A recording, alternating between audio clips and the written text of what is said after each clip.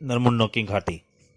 दोस्तों, नरमुंडों की घाटी के पहले दो भागों में आपने पढ़ा कि राजकुमारी नील सरोवर में स्नान करने अपनी सहेलियों के साथ स्नान करने जाती हैं, परंतु वहां राजा विचित्रनंद के 5 राक्षस पुत्र पहुंच जाते हैं और उन पर कुदृष्टि डालते हैं। राजकुमारी वहां से बचकर भागती है और अपने पिताजी महाराज के पास पहुंच जाती हैं। वहां राजा सेना के साथ उन 5 राक्षसों से सिर काट देते हैं और उनके नरमुंडों को पेड़ पर, शहर के बाहर सीमा पर पेड़ पर टांग दिया जाता है। और उनके नरमुंडों को उनका राजा विचित्रनंद का गुप्तचर देख लेता है। अब उसके आगे, महाराज, कैसा यज्ञ, कैसी आहुतियां और किसकी दुर्गायु, क्या बकते हो गुप्तचर? सेनापति प्रदूषण सिंह, इस बदजुबान की जीवा काट लो। गुस्ताखी क्षमा महाराज, किंतु मेरी जीवा काट लेने से आपके 5 पुत्र जीवित नहीं उठोगे। राक्षस विचित्रनंद पागल हो गया। गुप्तचर, मैं स्वयं उनके सिर अर्जुन नगर की सीमा पर टंगे देखकर आ रहा हूं। नहीं, ऐसा नहीं हो सकता, ऐसा नहीं हो सकता। सेनापति प्रदूषण सिंह, हम समय अपने नेत्रों से वह मंजर देखना चाहते हैं। जी जी, जो आज्ञा महाराज। और फिर वो अपने वहां पहुंच जाते हैं। रथ रोको गुप्तचर, रथ रोको। क्या हुआ सेनापति?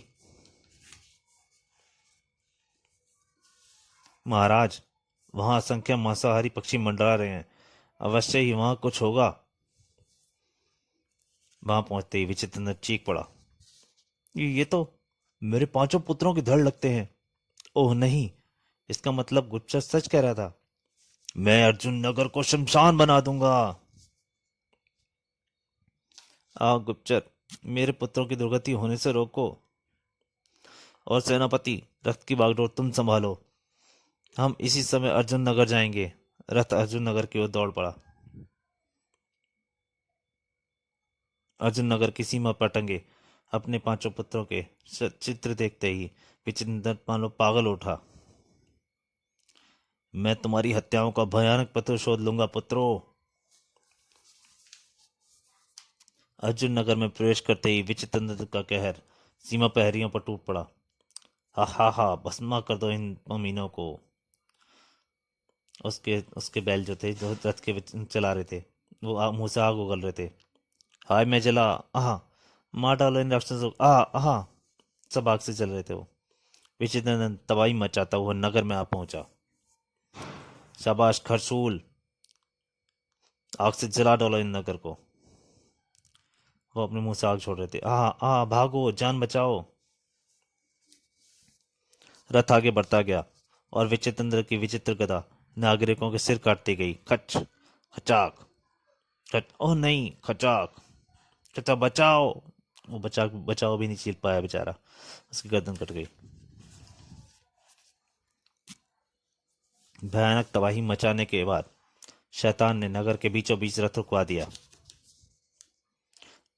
और सबको चिल्लाकर बोला, अर्जुन नगर निवासियों, तुम्हारे नगर की सीमा पर मेरे पुत्रों के सिर लटके मिले हैं। आज के बाद मैं हर दिन तबाही मचाता हुआ यहाँ आऊंगा और तुम में से किन्हीं 5 सिरों को काट कर ले जाऊंगा। सब बच के भाग रहे थे। प्राण बचाओ, सब दूर दूर से देख रहे थे। उसके बाद रथ दौड़ाता हुआ तूफान की तरह चला गया राजा विचित्रदंत। पर सारी प्रजा बात कर रही थी, इस नगर पर भयानक विपदा आ गई है। महाराज को उन राक्षसों को मारना नहीं चाहिए था। सब अलग अलग बातें कर रहे थे। नहीं, महाराज ने उन कमीनों को उचित ही दंड दिया था।